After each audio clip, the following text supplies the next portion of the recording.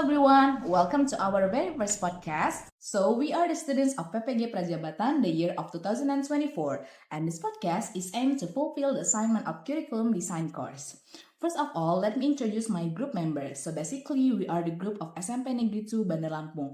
With me, Tifalia Nur Amira, and also I have my friends here. Hi, I'm Rike Febrina, Aska. And also, Hi, I'm Divia Khairunita. and also the only man in this group. Hi, Galih Pranandita right here. Okay, good. So everyone, what are we going to talk today? Do you have any idea? Okay, I think today we're going to talk about how the learning process conducted by using the where to design, right? Indeed, Yeah. UBD template. Okay, exactly, guys. Today we're going to talk about the process of designing and also implementing the lesson using the UBD template, or for precisely, it is using the where to tools. Okay, good. So, disclaimer, first of all, the information that we are going to talk now, we got it from interviewing and also observing our mentor teacher, which is Miss Setio. Okay, let's just go for the first part. Okay, for the first part is W, where is it going and why. Okay, maybe Divya will elaborate more. What is the learning objectives and also why is it designed that way? Well, according to our interview, the why and where is to formulate the learning objective, we need to consider the capaian pembelajaran. And then from the CP, Miss Tio said we can break it down into make the ATP or alur tujuan pembelajaran, and the last is we can specify the ATP into the TP or learning objective. In the CP element, we also see the skills that must be achieved by the student. For example, reading, viewing, listening, speaking, and writing, presenting. Another important thing is to consider also the student readiness level. The teacher needs to know student level of understanding to know where they are, so the lesson to be designed is appropriate for the student. Good. So what about you guys? What do you think? Is there any other thing that we should consider in making the learning objective? So yeah, I think I agree with Mrs. Setio, of course, that we have to consider the CP element. That's the important thing, that we have to consider which are the CP element. Reading, viewing, or speaking, listening, so that the assessment will be related to the CP element and also the learning process, of course. Okay, good, good.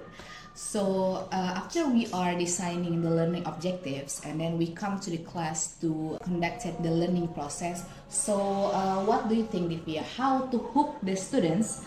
Okay, how to grab students' attention and make sure that they are engaged with the learning process? Okay, Tifa, well, we got from the interview as well, how to engage the student and keep them interesting or hooked in the learning process. To achieve the learning objection, from the interview, we know that we may engage the student to learning. We know that the way to engage the student into learning process, we can use the ice breaking. The modification in the learning strategy also needed, such as using word wall, flashcard, or any modifications in the learning materials and media.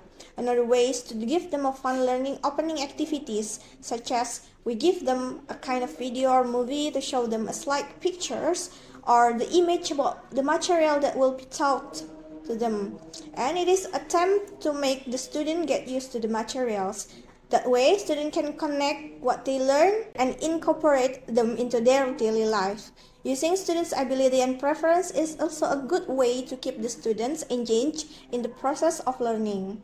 They can learn while doing something they like. Surely, it will make them more comfortable and could maximize their attentions in the learning process. Okay, good. So basically, Ms. Setio used a lot of media to engage with the students to hook their attention, right?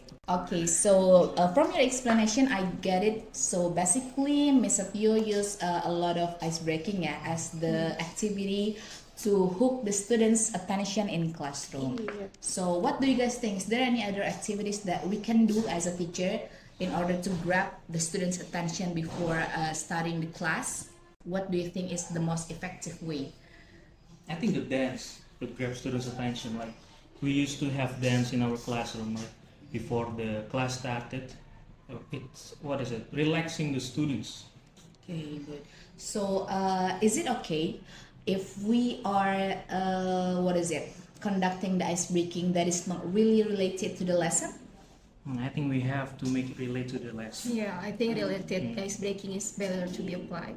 Okay, but sometimes it's just not all the activity or the ice breaking is related to the lesson, yeah. So we should find the proper one. Well, I think it's okay to conduct different ice breaking aside from the materials, because ice breaking is supposed to refocus their attention, right? So of course we just have to stimulate their attention back to our material, so it's fine whether it's related or not. Okay, so the point is to grab their attention, so not only focus on the material being learned. Yes, and refresh their mind. Okay, good. That's very good answer actually. And then we go to the next. After we are successfully grab students' attention, and then we go to the learning process. Yeah, it is explore, equip, and also experience. So what do you think, Rike? How to encourage students to explore more than what they get in the classroom, so they can maximize their potential?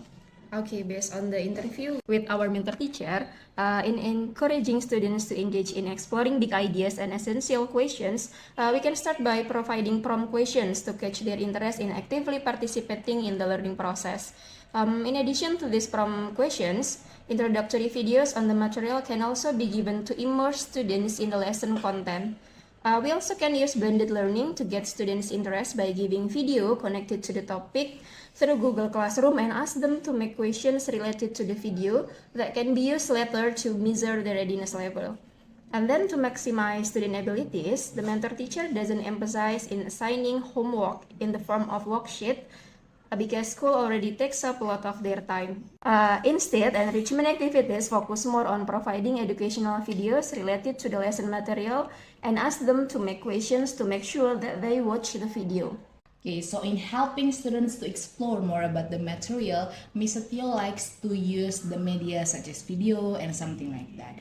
So what about the other medias that you think is effective enough that we can use in the classroom to encourage the students to explore more about the material? So yeah, I think the other media that we can use, that we have also applied it in the classroom, is word wall, of course. Word wall is very useful and also effective for the learners, I think. Word wall is a form of a game. Yes, of course, form of a games that we can choose whether it is matching pairs, crosswords. There are a lot of activity or a form of activity that we can use in the word wall. Well, I agree as well, because from my experience itself, I learned English more about the vocabulary and adapt the whole sentence and grammar from the novel-based game. I think for another media, students can learn from song lyrics or from movie they watch, so they can increase their vocabularies. Okay, But good. I agree with Miss Ito that we have to give them some sets of questions because we have to control them. It's outside of the class, right? Yeah, because we have to control. they need evidence that they Yes. learn outside. After they are exploring the material, they need to rethink, revisit, and also revise regarding the topics being discussed. So, Ms. Rike, how to encourage students to reflect on their own understanding and how they improve it based on the feedback given by the teacher? Okay, based on Ms. Setio, to encourage reflection on their understanding, students are asked to assess their own comprehension by completing a formative assessment at the end of the lesson, honestly, because allowing for an effective measurement of their grasp of the material. And then students can improve their understanding through feedback that provided by the teacher directly. And then the teacher offers continuous scaffolding based on students' comprehension and enabling them to enhance their understanding with the help of this feedback. Moreover, students are encouraged to reflect on their own learning and performance by expressing their feelings after the lesson. Students are provided emoticons and they are allowed to choose emoticon about their feeling after the learning process. After that, teacher can ask the reason behind, and teacher can help if students find difficulties on their learning. Students who need additional guidance are usually approached individually to receive further support. Then the teacher also can collaborate with homeroom teachers and also parents to support students in improving their understanding. Okay, so to see students' understanding, Ms. Tio like to conduct the formative assessment, yeah? Yeah. Okay, so it is actually related to the next question about how students exhibit and also evaluate how the teacher guides students to be able to have self-awareness during the learning process. So basically, guidance from the teacher is very essential for students, and teachers can help students to see their understanding of the material by administering a formative assessment at the end of each lesson. This assessment allows students to self-assess their mastery of the topic. However, students who receive lower scores may feel bad about their results. In this case, the teacher should provide a more comprehensive explanation of the topic and encourage students with meaningful reinforcement. And I think it's important for students to understand that the primary goal of learning English as a foreign language is to develop effective communication skills. And in additional, teachers can also highlight how English proficiency can benefit students' future careers, helping them grasp the purpose of their learning and giving them a clear sense of directions, so they know the goals, they know where they are going. So do you guys think that self-reflection is important for the students? Yeah, of course. How self-reflection helps students in classroom? I think it's important for them to reflect their own ability. I mean, after they have learned, they need to know where they are or their level of understanding so that they can move to the higher level and they're not stuck in that level. I think also that the self-reflection also can lead them to self-evaluation. So if they are in lower level, they can study harder, something like that. Okay, so self-reflection is basically very important for the students. Yeah. Okay, good. And then we go to the next part is tailored to students. So we all know that every student is actually very unique and they come from a very different background for each of the students. So how do we as a teacher accommodate all the students' diversity, like their learning styles, their prior knowledge, and also their interests? What do you think, Galih? Yes, of course, based on our interview and our observation, that in order to achieve all those aspects, the teacher or our mentor teacher conducted the initial assessment or diagnostic test. The initial assessment is important to make sure that students' level of understanding and their prior knowledge. For instance, when the students have to understand passive voice, the teacher gives students initial assessment based on the materials. They need to know first maybe the verbs, the structure of sentence, etc. From those questions, the teacher can make sure what the students first need to know before going further. And then for the learning styles, the teacher can refer to the result tests conducted by counselor teacher. They have conducted tests to know whether the students are visual, auditory, or kinesthetics. It will make the teacher easier to decide the material given to the students. However, our mentor teacher create and facilitate the students with various learning media for them to choose. And the students also given the material based on their interests. For instance, the material about procedure tax. The teacher gave the students list of foods and beverage. After giving them the list, students can choose what kind of food and drink they want to create or to show to the whole class. Also, the product assessment can be different to grab their attention and also their motivation. After all that, the learning objective will be achieved at ease because all the students are not forced to learn by the materials given by the teachers. So the first thing that we should do as a teacher is conducting the initial assessment and also diagnostic test to see students' characteristic. Okay. So after we know each of the students' characteristic, how we adjust the learning process to maximize students' potential? Yeah, of course. We all know that even though we have created the learning process based on the syntax, based on the methodology, the application on the class can be different, of course. To maximize their potential based on their learning styles, based on their interests, based on their level of readiness. For example, the teacher, our mentor teacher, has experienced problem like that when she has to teach students speaking, and some of the students don't want to speak at all.